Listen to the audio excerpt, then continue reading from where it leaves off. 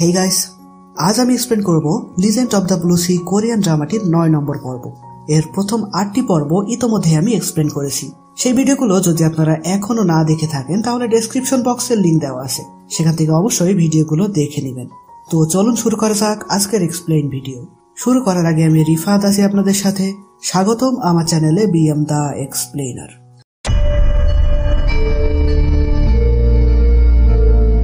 আগের পর্বে আমরা দেখেছিলাম মাদিয়াং জুনজের আঙ্কেলের ফোনের সাহায্যে তাকে একটি পরিত্যক্ত বিল্ডিং এ ডেকে পাঠায় যেন সে তাকে মারতে পারে, কিন্তু সৌভাগ্যবশত বুদ্ধি করে জুনজে বেঁচে যায়।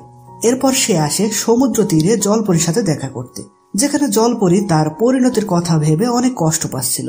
তো সেখানে জুনজে আসলে তাকে আহত অবস্থায় দেখে জলপরী জুনজের ভালোর জন্য তাকে ছেড়ে চলে যাবে বলে জানায়, মানে সে সমুদ্রে ফিরে যাবে। কিন্তু জুনজে তাকে কোথাও যেতে দেয় না। সে তাকে নিয়ে বাড়ি ফিরতে যাবে, তখন জুনজে অসুস্থ হয়ে জ্ঞান হারায়। অজ্ঞান অবস্থায় সে দামরিয়ংকে দেখতে পায়। সে তাকে বলে অতীতে যা যা হয়েছিল সেগুলো আবার ঘটবে, তুমি তোমার প্রিয় মানুষটিকে রক্ষা করো। এই কথা শোনার পরই জুনজের জ্ঞান ফিরে আসে। জলপরী তো চিন্তায় অস্থির ছিল, তাই জ্ঞান ফেরা মাত্রই সে তাকে জড়িয়ে ধরে। এরপর তারা রাস্তায় হাঁটতে হাঁটতে জুনজে জলপরীকে বলে, আমি তোমাকে ভালোবাসি অথবা না বাসি, তুমি আমাকে ছেড়ে যেতে চাচ্ছিলে কেন? চলে গিয়ে কোথায় যেতে? ওই ছেলেটার কাছে? জলপরী বলে ও এখন অনেক দূরে চলে গেছে। জুনজে বলে, জীবনে এত সহজে হাল ছাড়লে চলবে না, তুমি যেটা চাও সেটাকে শক্ত করে আঁকড়ে ধরে রাখতে হয়। মানে সে যে তাকে ভালোবাসে এটা সরাসরি তাকে না বলে এমন বিভিন্ন ভাবে বোঝায়। আর হাল না ছাড়ার বিষয়টা বোঝাতে সে জলপরীকে একটি গেম খেলতে বলে, যেখানে সে তার প্রিয় খেলনাটি পাওয়ার জন্য বারবার চেষ্টা করতে থাকে। তো যাই হোক, এরপর তারা বাড়ি ফিরলে নাম তো বলে, তোকে নিষেধ করেছিলাম ওখানে যেতে, তোর যদি কিছু হয়ে যেত, লোকটাকে তুই দেখেছিস? তখন তাদের টিভিতে মাদিয়াং এর মিসিং নিউজ দেখাচ্ছিল, যেটা থেকে জুনজে বলে এই লোকটাই ছিল সেখানে। জলপরী তখন জানায়, সেদিন বৃষ্টির রাতে তো এই লোকটা এসেছিল আমার কাছে। জুনজের তখন দামরিয়ং এর কথা মনে পড়ে, যে অতীতে যা যা হয়েছিল সেগুলো বর্তমানে আবার ঘটবে। তো এই ব্যাপারটা সাইডে রেখে পরের দিন চিহুন জুনজেকে ফোন করে তার আঙ্কেলের অ্যাক্সিডেন্টের খবরটা জানায়। জুনজে তার সাথে দেখা করতে যায়, কিন্তু তার কোনো হুঁশ ছিল না। এরপর হসপিটালের রুম থেকে বাইরে বেরোলেই সে চিহুন এবং তার বাবাকে দেখতে পায়। এখানে একটা বিষয় জানিয়ে রাখি, তার বাবা কিন্তু ইদানিং চোখে কম দেখছেন, যার জন্য সে ডাক্তারের কাছেও গিয়েছিল। এই বিষয়টা এখন স্বাভাবিক ব্যাপার মনে হলেও পরে এর কাহিনী আমরা জানতে পারবো। তো জুনজে এবং তার বাবা আলাদাভাবে কথা বলতে বসে। এখানে তার বাবা কল্পনা করে ছোটবেলায় জুনজে তাকে এটা ওটা কিনে দেওয়ার জন্য বায়না করত। মানে এটা মনে করে সে ভাবে জুনজেকে সে যাই বলবে জুনজে হয়তো সব রাগ অভিমান ভুলে তার কথা শুনবে। কিন্তু জুনজে তখন কল্পনা করছিল তার একদিন প্রচন্ড জ্বর এসেছিল, তখন তার বাবা এসে তার কোনো খোঁজ না নিয়ে তার সৎ মা এবং সৎ ভাইকে নিয়ে বাইরে ডিনার করতে গেছিল, যেটা জুনজেকে অনেক কষ্ট দিয়েছিল। কিন্তু তার সৎ মাই মূলত তার বাবাকে সেদিন মিথ্যা বলেছিল যে জুনজে ঘুমিয়ে গেছে, ওকে ডাকার দরকার নেই। মানে আসল সত্যটা জুনজে কিংবা তার বাবা কেউই জানত না। তো বর্তমানে তার বাবা সবকিছু ভুলে এখন তার সহায় সম্পত্তি তিনি জুনজেকে দিয়ে দিতে চায়। কিন্তু অতীতের কথা ভেবে জুনজে তার বাবার কোনো কিছুর প্রয়োজন নেই বলে সেখান থেকে চলে আসে। এতে তার বাবা অনেক কষ্ট পায় এবং জুনজে চলে যাওয়ার সময় তার চোখের অবস্থা আরো খারাপ হতে দেখা যায়।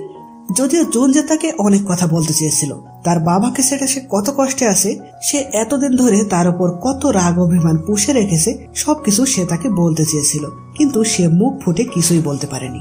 এসব ভেবে জুনজে অনেক কষ্ট পাচ্ছিল, তাই বাড়ি এসে সে জলপরীকে সবটা বলে কাঁদতে থাকে।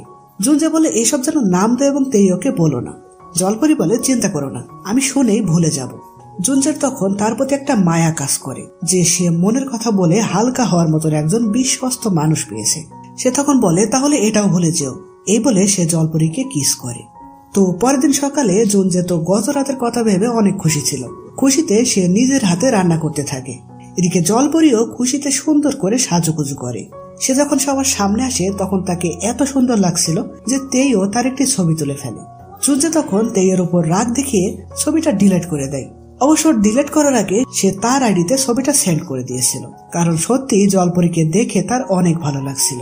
তাই উপর উপর রাগ দেখালেও গোপনে সে জলপরীর ছবি বারবার দেখতে থাকে। তো এরপর বাড়িতে আসে চাষিয়া। সে জুনজেকে আলাদাভাবে ডেকে দেখায় যে তারা দামরিয়ং এর বাড়ির ধ্বংসাবশেষ খুঁজে পেয়েছে। তখন আমাদের অতীতে দেখানো হয় দামরিয়ং স্বপ্নের মাধ্যমে দেখতে পারে যে ভবিষ্যতে এভাবে তার বাড়ির ধ্বংসাবশেষ খুঁজে পাওয়া যাবে। তাই সে কিছু একটা করার সিদ্ধান্ত নেয়।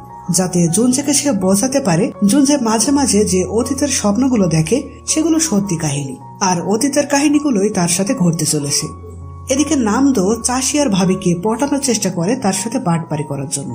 তারা একজন নামকরা বিজনেসম্যানের নাটক করবে বলে ঠিক করে, যেখানে বিজনেসম্যানের একজন গার্লফ্রেন্ড থাকবে যাকে সে অনেক কেয়ার করে, মানে টাকা পয়সার ব্যাপারে আর কি। এখানে জুনজে সে বিজনেসম্যান সাজবে, কিন্তু তার গার্লফ্রেন্ড কে হবে সেটা তারা ভাবতে থাকে। প্রথমে তারা তেইওর কথা ভাবে, কিন্তু তাকে ঠিকঠাক মানাচ্ছিল না। তাই নামদো বলে জলপরীর কথা। জলপরীকে তারা বোঝায় যে তারা একটি নাটকের শুটিং করবে, সেই অনুযায়ী তাকে অভিনয় করতে হবে। জুনজে তাকে 3টা শর্ত দেয়। প্রথমত চুপ থাকতে হবে, বেশি হাসাহাসি করা যাবে না, আর খাওয়া দাওয়ার বায়না করা যাবে না। অভিনয় ঠিকঠাক করতে পারলে সে যা খেতে চাইবে তখন তাকে তাই খেতে দেওয়া হবে। এই প্রস্তাবে জলপরী অভিনয় করতে রাজি হয়ে যায়। তো সেই মতন পরদিন চাষি আর ভাবি একটি জুয়েলারি দোকানে ছিল। সেই জায়গায় জুনজেরা যায় এবং বড়লোকদের যে স্টাইলি জীবনযাপন সেটা তার সামনে দেখায়। চাষি আর ভাবি তো এত বড়লোক একজনকে দেখে অবাক হয়ে যায়। আর যেহেতু নামদোর সাথে তার আগে একবার দেখা হয়েছে, তাই নামদোর কাছে গিয়ে সে রিকোয়েস্ট করে যে ওনার কোম্পানিতে আমি ইনভেস্ট করতে চাই, ওনাকে একদিন আমার বাসায় আনুন না প্লিজ। নামদো তো রাজি না হওয়ার অভিনয় করলেও শেষমেশ তার বাড়িতে একবার যেতে রাজি হয়ে যায়। তো সেখান থেকে বাড়ি ফেরার সময় চাষিয়া জুনজেকে ফোন করে বলে দামরিং এর বাড়িতে তারা নাকি একটি নতুন জিনিস পেয়েছে, যেটা সে নিজেও এখনো পর্যন্ত দেখেনি। জুনজেকে সে আসতে বলে, তারা দুইজন একসাথে সেটা দেখবে বলে। জুনজে তৎক্ষণাৎ তার সাথে দেখা করে। চাষিয়া তাকে জানায় জিনিসটা নাকি সিল করে মাটি চাপা দেওয়া হয়েছিল, তাই ধারণা করা হচ্ছে এটা হয়তো দামরিং ভবিষ্যতে কারো উদ্দেশ্যে রেখেছিল। যেহেতু জুনজে প্রায় স্বপ্নে দামরিংকে দেখতে পায়, তাই চাষিয়াকে বাইরে থাকতে বলে সে একা ভিতরে যায় সেটা দেখতে। ভিতরে গিয়ে সে সেই জিনিসটা দেখতে পায়, যেটা ছিল দামরিং এর একটি ছবি। সেটা দেখে জুনজে বুঝতে পারে সে স্বপ্নে যা যা দেখেছে সেগুলো সব সত্যি। তো দামরিং এর বলা কথা অনুযায়ী অতীতের কোন ঘটনা আবার ঘটতে চলেছে এটা কি জুনজে জানতে পারবে? এরকম প্রশ্ন রেখেই 9 নম্বর এপিসোডটি এখানেই শেষ হয়। তো গাইস, কেমন লাগলো আজকের এপিসোডটি কমেন্ট করে জানাবেন। আর পরবর্তীতে কি হতে চলেছে সেটা দেখতে অবশ্যই আমাদের চ্যানেলটি সাবস্ক্রাইব করে আমাদের সাথেই থাকবেন। তো দেখা হচ্ছে পরের ভিডিওতে। ততদিন পর্যন্ত ভালো থাকবেন, সুস্থ থাকবেন। বাই।